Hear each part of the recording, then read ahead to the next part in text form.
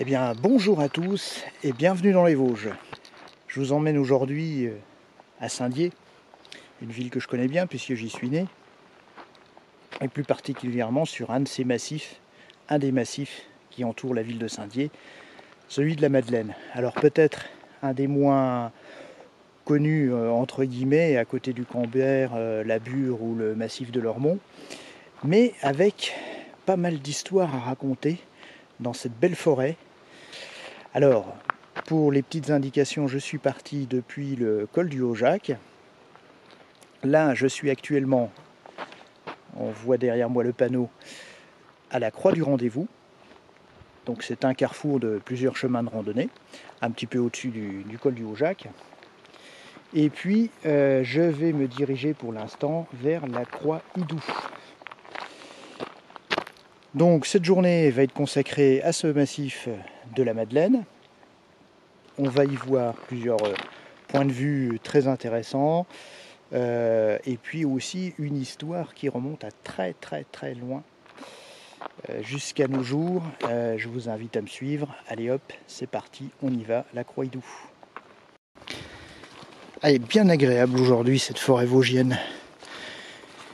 Très variée ici sur le massif de la Madeleine, c'est une forêt réputée depuis des siècles, exploitée par les hommes, évidemment, et qui a fourni, je vous l'expliquerai un petit peu plus tard, de quoi vivre aux plus miséreux.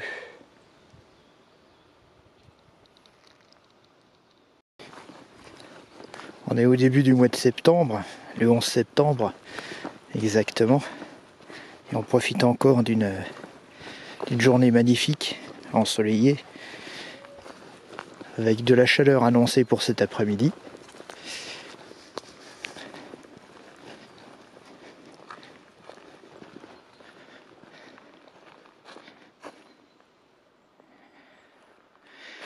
Mais malgré ça, malgré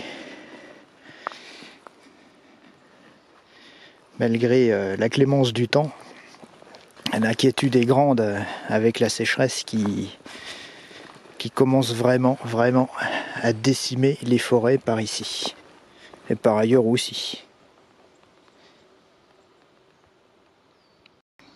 Alors voici la Croix Idou, enfin le lieu-dit de la Croix Idou, avec son charmant petit kiosque, et puis quelques tables pour pique-niquer.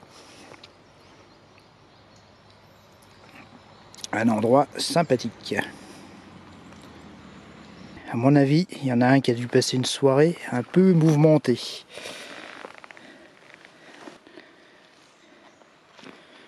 Je sais pas trop ce que c'est comme poêle. On ne dirait pas de la... C'est pas du cervidé, ça je sais pas trop ce que c'est. Enfin bref. Il y a eu un passage à la casserole cette nuit apparemment.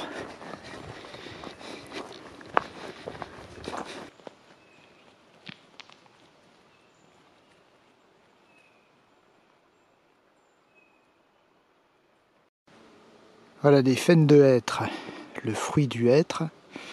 Donc ils sont encore durs et bien fermés, donc pas encore mûrs. Mais là celui-là il en est couvert. Alors ça va être la gourmandise des sangliers, ils adorent ça.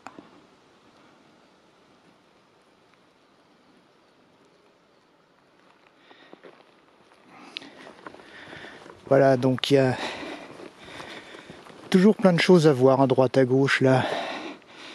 Du sorbier des oiseleurs pour les oiseaux, là les baies rouges, alors sont pas comestibles hein, pour l'être humain, mais les oiseaux s'en font un régal, d'où le nom, le sorbier des oiseleurs.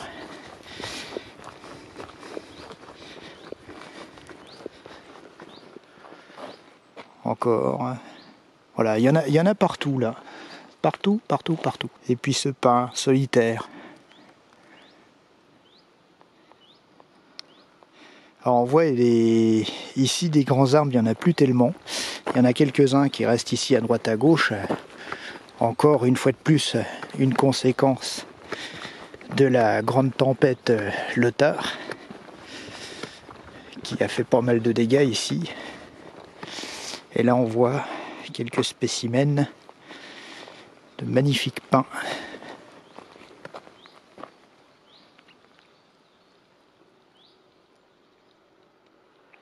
J'adore cet arbre là, ça donne une texture à la forêt. Et il a une façon de prendre la lumière comme aucun autre. C'est absolument magnifique.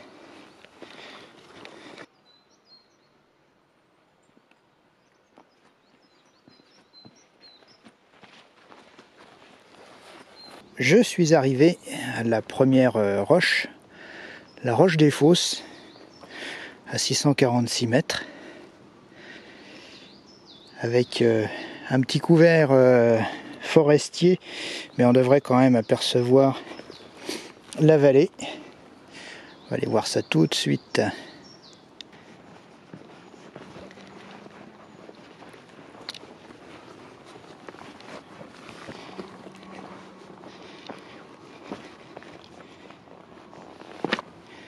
Alors sur cette roche, il faut être assez vigilant parce que contrairement à beaucoup d'autres dans le secteur, elle n'est pas protégée. Donc il n'y a pas de barrière. Et la chute peut être vertigineuse.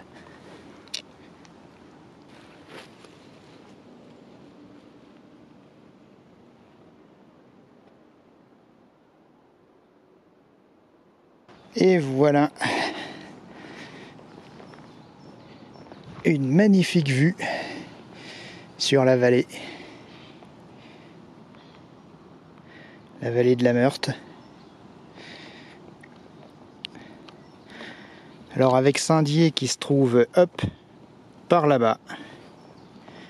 Au pied, on a donc Herbaville et Saint-Michel-sur-Meurthe. Et puis, pour se situer un petit peu plus, on se rapproche. Hop. Voilà. Donc là, vous voyez... Hop, si j'arrive à mettre mon doigt sur l'écran. Ouais. Voilà, donc là, vous voyez... Alors ça va être difficile parce que le point, il est fait ni sur mon doigt, ni sur l'endroit que je vous montre. Mais juste au bout de mon doigt, le creux dans la vallée. Donc là, c'est le passage de la Meurthe. Avec à gauche donc la pierre d'appel que je vous ai déjà montré dans une autre vidéo, et puis sur la droite donc le massif de la Haute-Pierre au-dessus de Moyen-Moutier, sur lequel j'ai également fait une vidéo. Alors si on repasse la crête là tout le long, hop, on remonte la vallée du Rabodeau, Senones, voilà, hop là. Voilà, la vallée du Rabodeau, Senones. On arrive au loin, on voit, hop, par là-bas, j'ai enlevé mon doigt pour que ça fasse le point, voilà. On voit quelques éoliennes. Et puis, donc là vous voyez dans le fond, en gris clair, ici, voilà, le Donon. Donc le point de repère dans ce secteur. Chose première, chose due, je voulais vous parler un petit peu de l'histoire de ce massif de la Madeleine.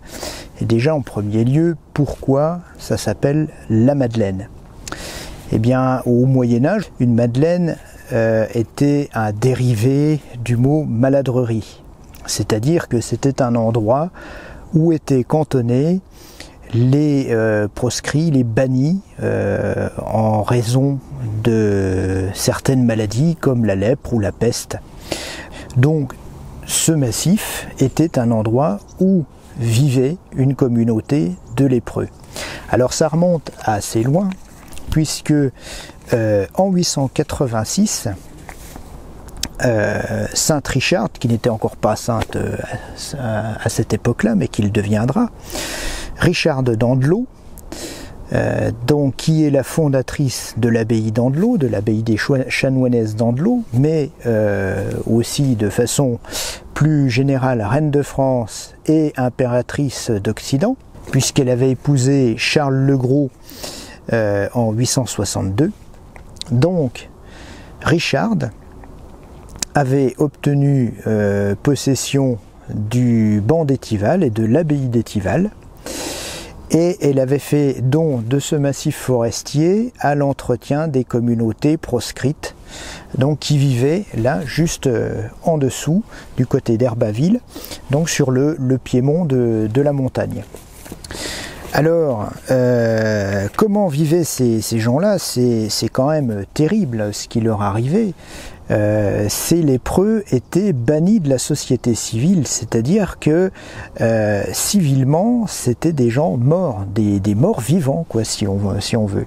Donc ils vivaient en communauté dans ce massif forestier qui était également exploité pour le bois et pour ses pâturages par les gens de la vallée.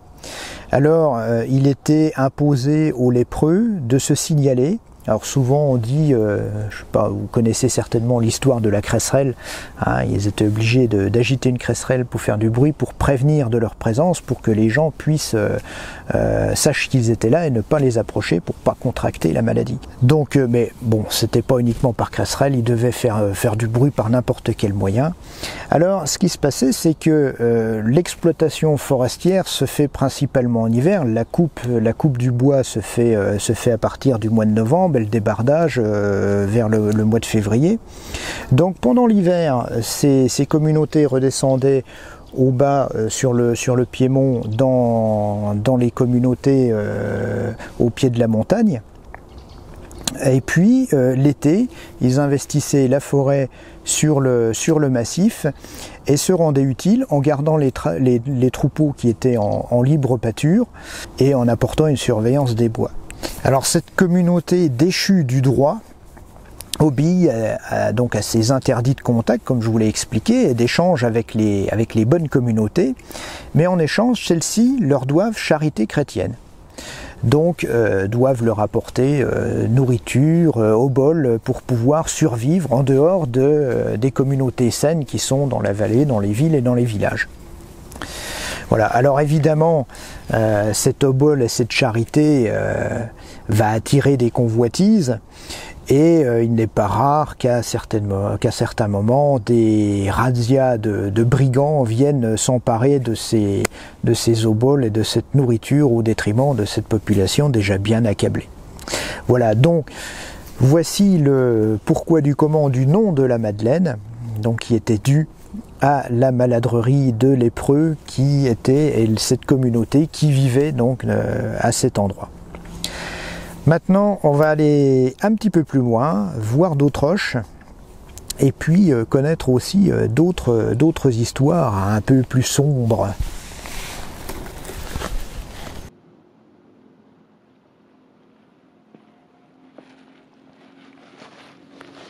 Vu du chemin en dessous de la roche de la fosse, cette dernière est encore plus impressionnante. Regardez, c'est magnifique, tout ce gris rose. C'est toute beauté. Voilà, et à sa base, donc on a une borne. Alors pour une fois, c'est pas une borne frontière. Et celle-ci, on le voit, elle a une crosse. Donc certainement les limites épiscopales avec Saint-Dié. Et puis la rose de l'autre côté, voilà. Donc là c'est une limite de banc.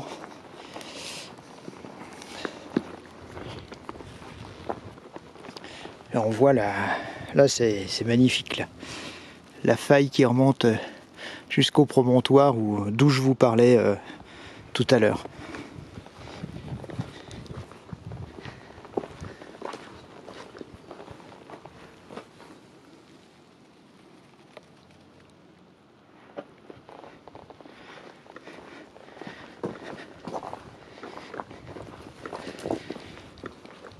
Et donc on contourne cette roche pour aller à celle des Hauts-Champs, qui se trouve un petit peu plus loin, un petit peu plus bas.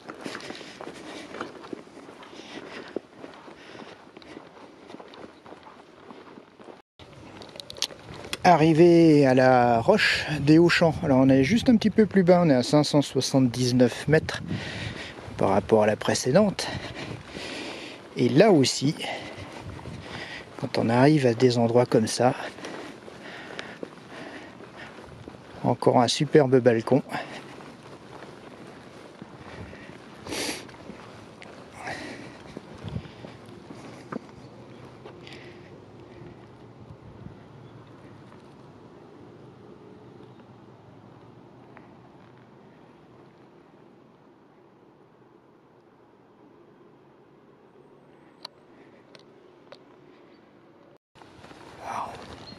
Nouvelle roche, nouveau point de vue sur ce massif de la Madeleine.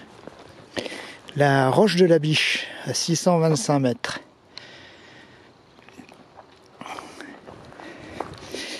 Alors cette roche de la Biche se situe juste en dessous de la tête de la Biche.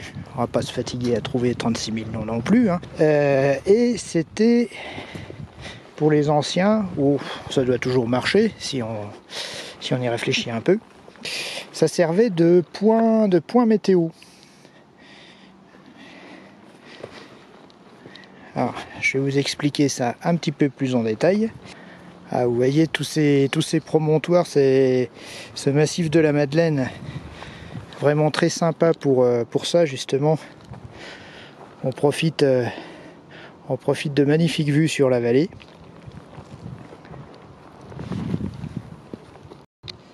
Alors comme je vous le disais, donc juste si je me retourne, hop, voilà, juste ici là, la tête de la Biche.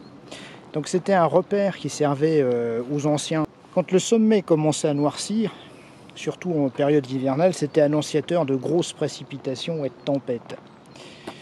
Donc ce massif de la Madeleine est toujours associé à ces aléas météo.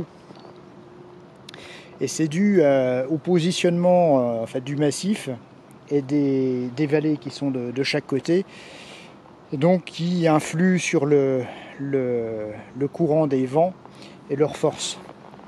Donc c'est ça qui fait que c'est souvent en regardant sur cet endroit qu'on arrive à déceler les aléas météo qui vont survenir. Voici encore quelques spécimens de roches à cupules dont je vous ai déjà parlé. Vous savez, ces roches avec des cuvettes creusées à l'intérieur.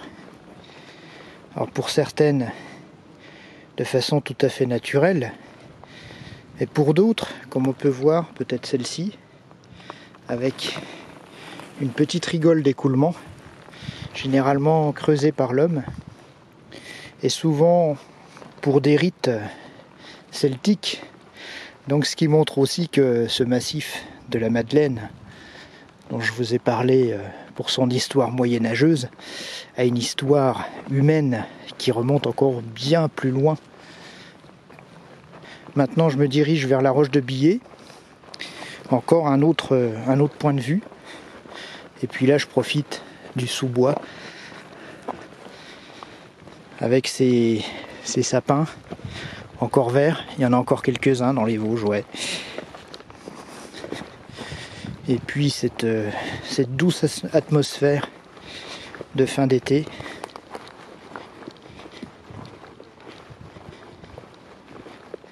Je suis à la roche du Billet, 638 mètres. Alors encore un gros bloc de roche, un gros bloc gréseux. Avec un point de vue, mais alors par contre, celui-là, il est un petit peu plus restreint. Les sapins ont bien poussé. Voilà, donc la vue est limitée. On voit juste Saint-Dié derrière.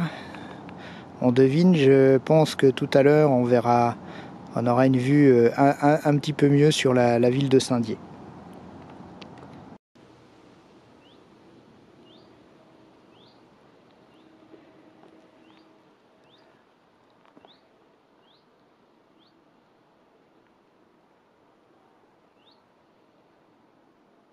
Juste avant la chaise du roi, je suis arrivé au pas de l'âne, à 545 mètres. Alors pourquoi ça s'appelle le pas de l'âne?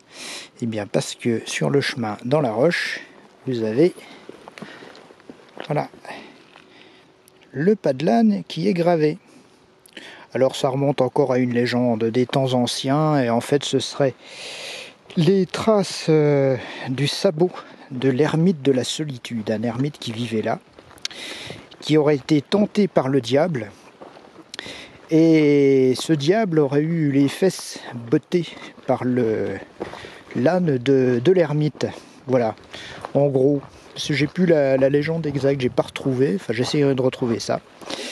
Mais voilà l'explication du pas de l'âne.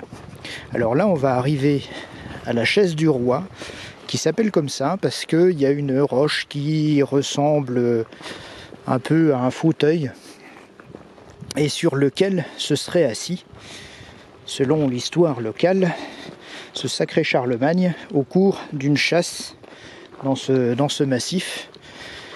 Donc il se serait reposé à cet endroit, et c'est pour ça qu'on appelle ça la chaise du roi. Voici ce rocher de la chaise du roi. Vous voyez, c'est encore un gros bloc, bon gros bloc de grès.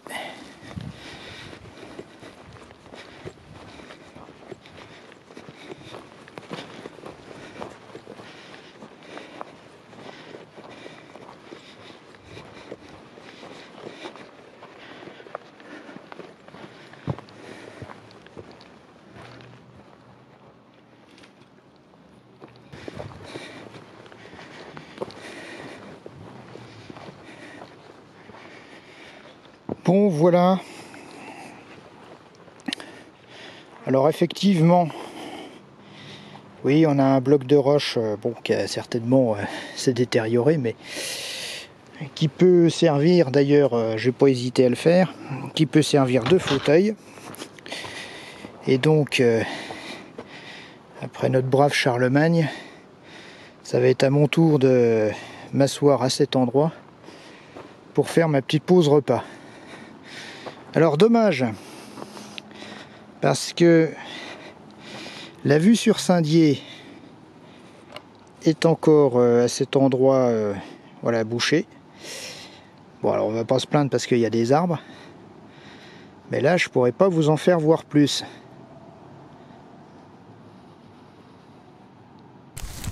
Alors voilà, j'ai pris mon petit encas et puis j'ai profité de la petite pause café pour revenir un petit peu sur ce que je vous ai déjà dit concernant, vous savez, la météo, avec les nuages sombres et le vent qui arrivait sur le haut de la tête de la biche, annonciateur de tempête. Alors, associé à cette constatation météo, il y avait également une légende. Le vent violent, qu'on appelait par ici le mouyennequin, les tourbillons qu'il engendrait, n'étaient pas dus au vent, mais à des folles chevauchées, selon la légende. En effet, ces tourbillons étaient associés par les anciens à des chasses sauvages composées de guerriers morts sans sépulture, de chiens affamés, de démons insatiables et de tentatrices qui passaient et repassaient et faisaient monter des tourbillons de poussière diabolique et lever des brumes givrantes. Voilà. Alors, c'est une chasse qui se poursuivait éternellement pendant l'hiver, et elle avait pour but de traquer un cerf immortel aux cornes d'or. Voilà ce que les conteurs et les anciens racontaient au sujet du mouyennequin. Mais la légende ne s'arrête pas là. En effet, au Moyen-Âge, il y avait un prévôt de Saint-Dié qui s'appelait Maheu.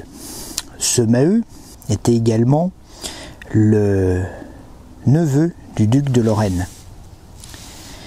Et ce brave homme n'avait rien trouvé de mieux que de faire du brigandage dans les forêts avoisinantes et de s'unir avec sa fille, sa propre fille, qui était elle-même fille d'une nonne. Vous voyez un peu l'histoire.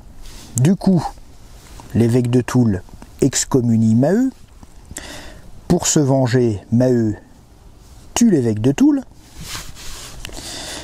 Et sur ces entrefaits, le duc de Lorraine ne peut pas rester sans rien faire, donc il se rend sur Saint-Dié, capture Maheu et le tue.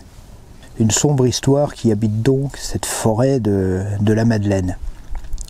Alors là où ça rejoint la légende que je vous ai racontée sur le Mouillenquin, c'est que il se dit aussi que le meneur de ces chasseurs, de ces troupes infernales, ne serait autre que Maheu, qui continue à errer donc dans ces contrées, dans cette forêt.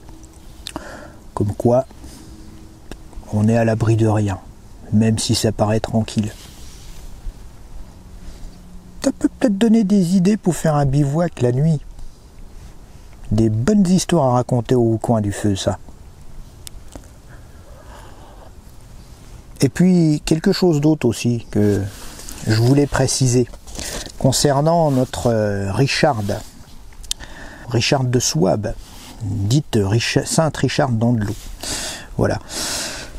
Donc, c'est pas tous les jours qu'on peut avoir une célébrité dans la région. Elle est alsacienne, mais toute proche d'ici. Et puis, comme je vous l'ai dit, elle avait en administration le banc d'Étival et son abbaye. Donc c'est pas tous les jours qu'on a une célébrité pareille qui peut s'enorgueillir d'avoir été reine de France et impératrice de l'Empire d'Occident. Voilà. Donc, Richarde, elle est née vers 840, en Alsace donc. Elle épouse Charles le Gros en 862, qui devient roi de France, puis empereur d'Occident en 881.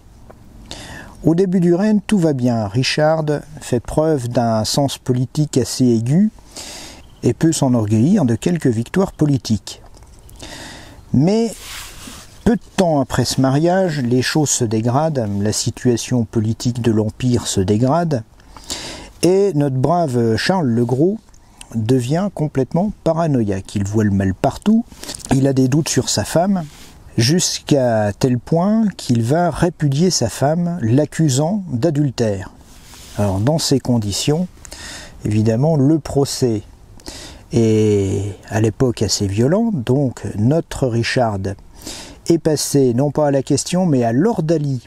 Alors c'était un supplice assez mesquin, puisqu'il consistait à mettre la main de l'adultérin ou de l'adultérine sur un lit de braise, en espérant que le malheureux ou la malheureuse avoue ses fautes et implore le pardon.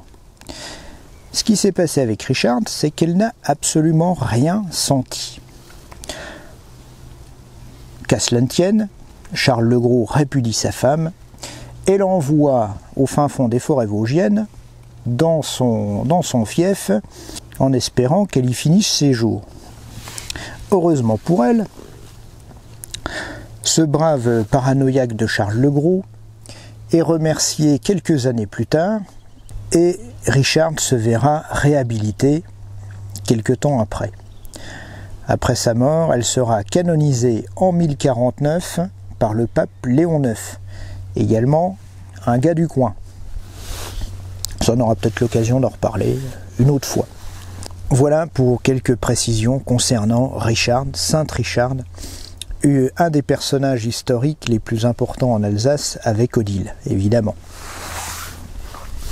Bon, moi je finis mon café, et puis on va se remettre en route.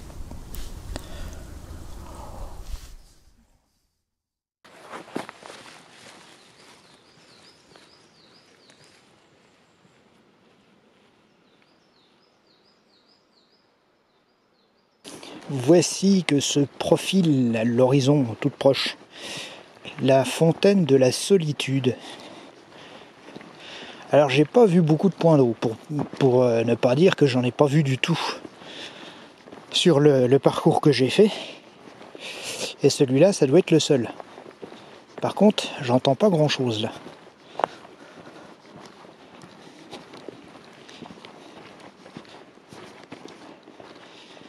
Ouais, effectivement, la pauvre fontaine, bah, ça coule pratiquement plus, pour ne pas dire plus du tout. Donc c'était ici que l'ermite venait s'abreuver. Bon, j'espère qu'il n'a pas eu trop de journées comme aujourd'hui. Voilà, donc on est à 615 mètres d'altitude. Heureusement qu'il me reste de l'eau parce que si je comptais sur la fontaine, bah, c'était cuit. Le pain de Pise. Hein? Voilà, quand je vous disais tout à l'heure que ça soufflait fort sur la Madeleine. Bah voilà. J'arrive sur le site, enfin, sur le promontoire des Grandes Roches, à 619 mètres. Encore une vue ouais, un petit peu bouchée par les arbres, mais bon, on se rend quand même compte, on voit bien la vallée de la Meurthe.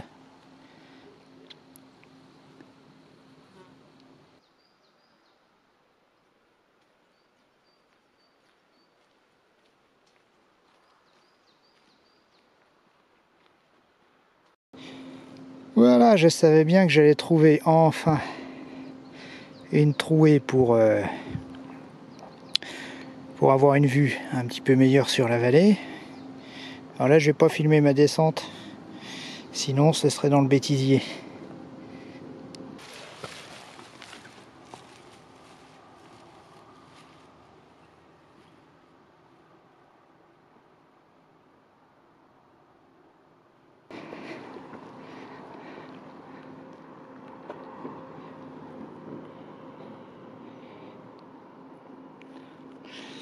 Voilà la vue des Grandes Roches. Sympa.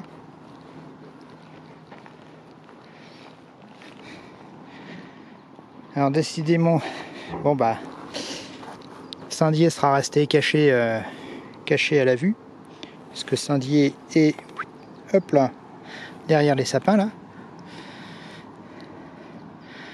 Donc avec la route qu'on entend qui passe au pied du massif et donc qui remonte au col du Haut-Jacques, qui se trouve juste là.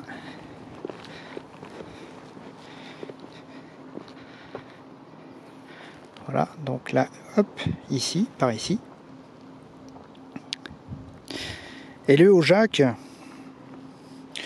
juste pour une petite précision, il s'appelle le col du Haut-Jacques parce que c'était le passage du chemin de Compostelle, d'où le nom de col du Haut-Jacques. On va pas faire compliqué quand on peut faire simple. Et juste au sommet, voilà, encore une cupule.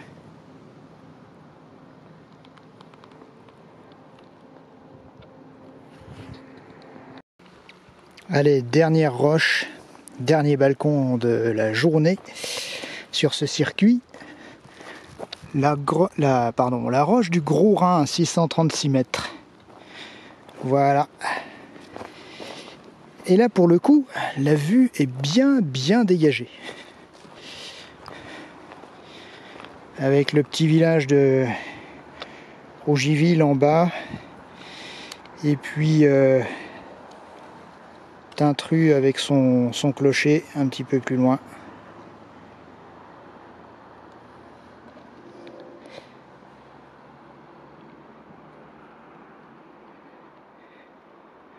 Alors, la seule chose qui est un petit peu dommage, c'est la route qui résonne en dessous, là, la route du col.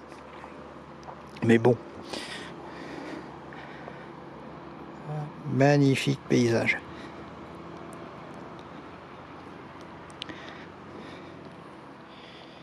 Et les bruyères.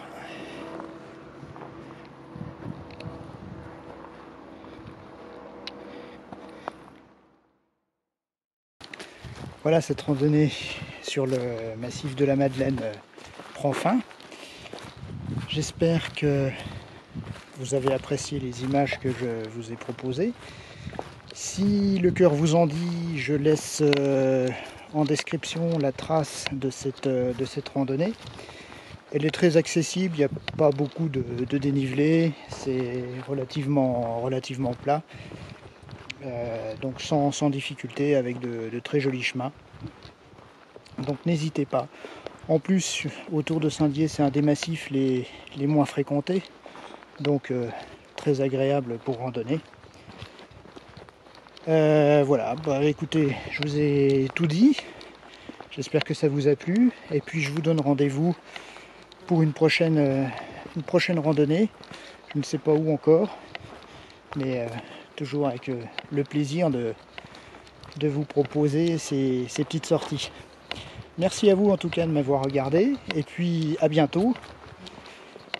Bonne randonnée, et n'oubliez pas d'être respectueux dans la nature. Merci, au revoir.